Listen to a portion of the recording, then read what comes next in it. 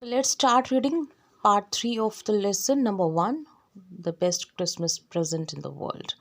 So look into your books, page number 14. I folded the letter again and slipped it carefully back into its envelope. I kept awake all night. By morning, I knew what I had to do. I drove into Bridport, just a few miles away. I asked a boy walking his dog where Copper Bridges was. House number 12 turned out to be nothing but a burnt out shell, the roof gaping, the window board up. I knocked at the house next door and asked if anyone knew the whereabouts of a Mrs. Macpherson's. Oh, yes, said the old man in his sleeper. He knew he well. He knew her well. A lovely old lady, he told me, a bit muddle headed, but at her age she was entitled to be, wasn't she? So, what happened as we read about the letter? Jim Macpherson had written a letter to his wife, Connie, right? And we have read about the letter, and in the letter we have read about German and British soldiers and their Christmas party. So, after reading the letter, which he knew he should not have read in the first place, he placed it back neatly in the envelope. The narrator couldn't sleep that night, and the next morning he knew exactly what he had to do. So, he drove to Bridport, which was just a few miles away from his place of residence. He asked a little boy who was walking his dog for direction to the Cooper Bridges. Right, it is the name of the place. He went there looking for the address mentioned on the letter, and house number 12 was all burned out. His roof was all open, and the windows were covered with boards for security. To inquire about the whereabouts of Mrs. Macpherson, he knocked at the house next door, right? Then the old man, in sleepers, knew the lady personally. He called her a lovely lady who stayed a bit confused most of the time, but he blamed it on her age, for she was 101 years old, right? 101 years old. She had been in the house when it caught fire. No one really knew how the fire had started, but it could well have been candles. She used candles rather than electricity because she always thought electricity was too expensive. The fireman had out. Got her out just in time. She was in a nursing home now, he told me. Burlington House on the Dorchester Road on the other side of Dorchester Road on the other side of town. Right? So the actual cause, her house caught fire and she was saved by the firemen. The actual cause of the fire is not known, but people guessed it to be candles. The old lady used a lot of candles as she thought electricity was too expensive. The old man told the narrator that she now lived in a nursing home named Burlington House on Dorchester Road, which is on the other side of the town. So now the lady means the Connie, wife of Captain Jim Macpherson, now living in the nursing home, and this is the address of the nursing home. All right, so look at the next page. I found Burlington House nursing home easily enough. There were paper chains up in the halfway and a lighted Christmas tree stood in the corner with a lopsided angle on top. I said I was a friend come to visit Mrs. Macpherson to bring her a Christmas present. I could see through into the dining room where everyone was wearing a paper hat and singing. The matron had a hat on too and seemed happy enough to see me. She even pie. Offered me a pie. She walked me along the corridor. Right? So what happened next?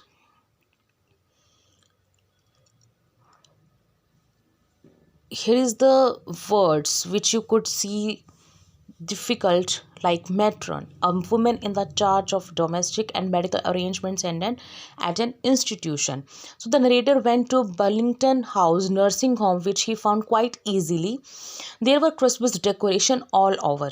The half hallway was decorated with paper chains all over, and at the end there was a Christmas tree with an asymmetrical angel on the top. He introduced himself as a friend of Mrs. Macpherson, who had come to give her a Christmas gift. He could see everyone at the dining hall. They were all singing and wore paper hats. The matron wore one such hat too. She was happy to see the narrator and even offered him a piece of mince pie. Right? It is kind of a food. As she walked him through the corridor, she told that Mrs. Macpherson didn't get visitors often. She had no family. She walked me along the corridor. Mrs. Macpherson is not in with the others, she told to me. She has rather confused today, so we thought it best if she had a good rest. She has no family, no one visits, so I'm sure she will be only too pleased to see you. She took me into a conservatory with wicker chair and potted plants all around and left me. So she was happy to see the narrator, right? So what happened then? That he introduced himself as a friend of Mrs. Macpherson, who had come to give her a Christmas gift. He could see everyone at the dining table, right? Sorry, dining hall. They were singing and they were having the proper paper hat. So when the writer walked with the matron, she gave him introduction of the Mrs. Macpherson, and she walked him through the corridor. She told that Mrs. Macpherson didn't get visitors often, as she had no family, and according to her, Mrs. Macpherson would be delighted to see him. She mentioned that she is not celebrating today as she was a bit confused, so they thought it would be better for her to rest. She took him to a conservatory which had chairs made of wigs and potted plants. All right, so what happened next? As you can see in the picture, the old lady on the wheelchair. All right, so the old lady was sitting in a wheelchair, her hands folded in her lap. She had silver white hair pinned into a wispy bun. She was gazing out at the garden. "Hello," I said. She turned and looked up at me vacantly. "Happy Christmas, Connie," I went on. "I found this. I think it's yours." As I was speaking, her eyes never left my face. I opened the tin box and gave it to her. That was the moment her eyes lit up with recognition and her face became suffused with a certain glow of happiness. I explained about the disc, about how I had found it, but I don't think she was listening.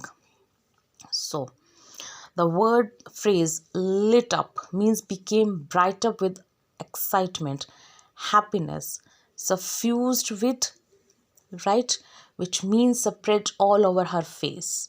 All right, so inside the conservatory sat an old lady in a wheelchair with her hands folded in her lap. Her white hair was tied in a great bun. As she sat there, she was staring at the garden when he entered. The author went and said, "Hello." Right? She turned her attention towards him as he continued wishing her happy Christmas and gave her the letter.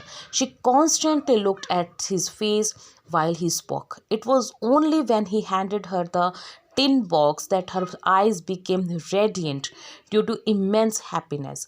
After handling the tin box over to her, he explained the series of events that led him to the letter, but she didn't listen to a word he said as she was filled with so much happiness. All right, but I don't think she was listening for a while. Now turn the page number 16. For a while,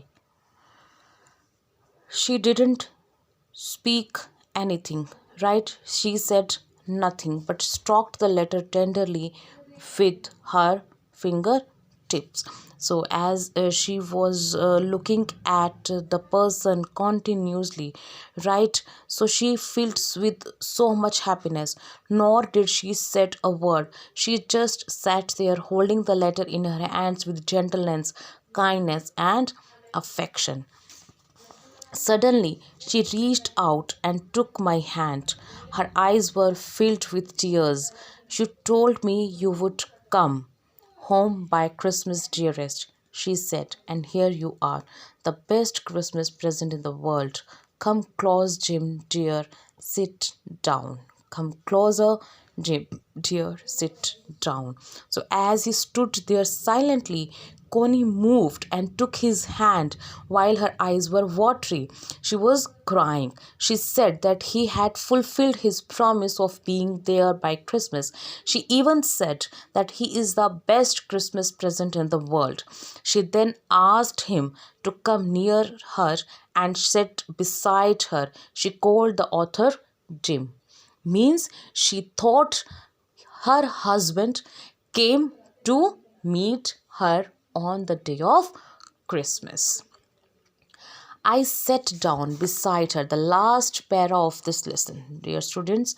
I sat down beside her and she kissed my cheek. "I read your letters so often, Jim, every day. I wanted to hear your voice in my head. I always made it always made me feel you were with me. And now you are. Now you are back. You can read it to me yourself. Would you do that for me, Jim dear? I just want to hear your voice again. I would love that so much. And then perhaps we will have some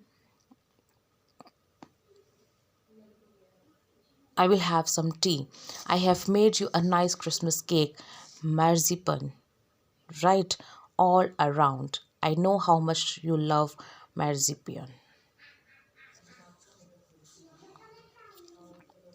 So what happened? He did as she said. He went near her and sat down while she kissed him on his cheek. She told him how she read this letter daily, considering the author to be Jim, and it made her feel like she was with him.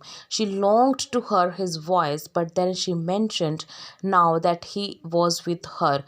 He could read out the letter to her in his voice. She asked if he would do that for her. She explained that just she wanted to hear his voice badly, and if he could do that for her, she would love that. She suggested that they could have tea afterwards. She then told him that she even made his favorite Christmas cake with marzipan. She well aware of how he loved it.